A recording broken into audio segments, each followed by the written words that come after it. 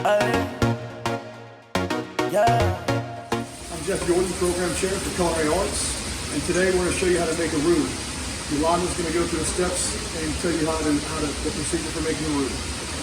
First, you're going to melt some butter. Any type of fat would actually work. In this case, we use butter, and that's 1 tablespoon and 1 tablespoon of flour. You have to use equal parts to get the right consistency of your roux. You sprinkle your flour in. And just depending if you're making a white roux, a blonde roux, or a brown roux, that's going to determine how long you actually cook the flour. And this can be your base for different types of sauces, like bechamel if you want to make an Alfredo sauce, a Mornay sauce, or even a velouté sauce. This whole process should take 5 to 10 minutes. And again, for thickening your sauces or soups, a roux is a great thing to use. That's your tip of the day. Fresh out the oven, melting in your mouth, kind of loving. Bon appetit, baby.